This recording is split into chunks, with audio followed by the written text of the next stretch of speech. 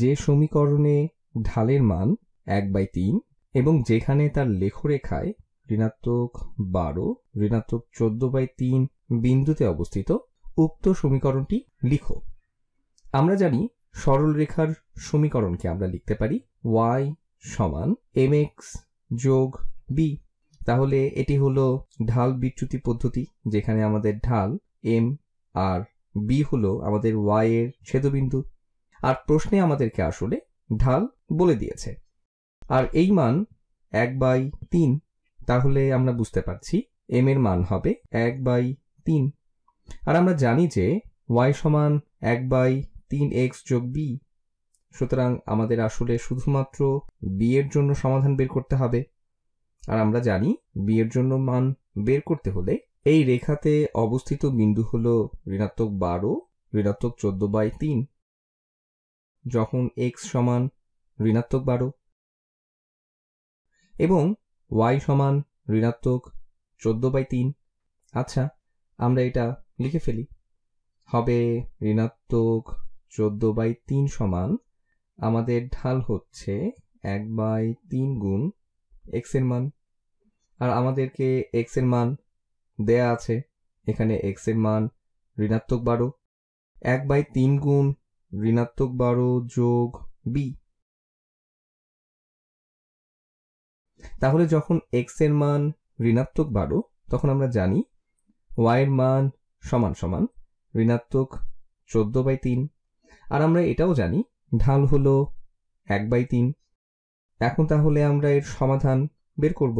এখানে বাম পক্ষে আমি ঋণাত্মক 14/3টিকে এভাবেই রেখে দিই। 14/3 সমান 1/3 গুণ ঋণাত্মক 12, 1/3 গুণ ঋণাত্মক 12 হলো ঋণাত্মক 4। তাহলে আমরা এর মান পেলাম ঋণাত্মক 4 যোগ b। আমি যোগ b একই রঙে লিখলাম, যেটা দিয়ে আমি শুরু করেছিলাম। এটি কোনো একটা হলুদ রঙের মতো। এখন আমরা ডান পক্ষে শুধুমাত্র b কেই রেখে দিব, আর উভয় পক্ষে আমরা 4 যোগ করে দিব। আমি এই ঋণাত্মক 4কে বাদ দিতে চাচ্ছি, তাহলে আমরা উভয় পক্ষে 4 যোগ করে দেই। তাহলে ডান পক্ষে আমাদের এখানে শুধু b আছে। তাহলে বাম পক্ষে আমাদের কাছে আছে 4। 4কে আমি আবার লিখলাম, যেহেতু আমি এই 4কে ঋণাত্মক 14/3 এর সাথে যোগ করব, তাই আমি একই হর চাচ্ছি। 12/3 আর 4 এর মান একই, সুতরাং এখানে 4 হলো 12/3 বিয়োগ 14/3। এখানে আমি শুধুমাত্র বোঝানোর চেষ্টা করছি, আমি এখানে 4কে 12/3 এর পরিবর্তে লিখেছি। তাহলে 12/3 বিয়োগ 14/3 অথবা ঋণাত্মক 14/3 যোগ 12/3।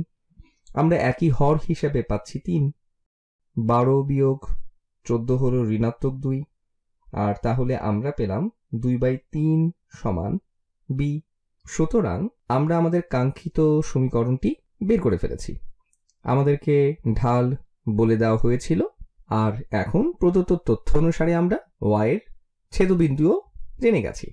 সুতরাং আমাদের সরল রেখার সমীকরণটি হবে y সমান 1/3x যোগ b।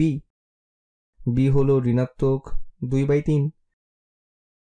আর এর মাধ্যমে আমরা আমাদের সমাধানটি শেষ করে ফেলেছি।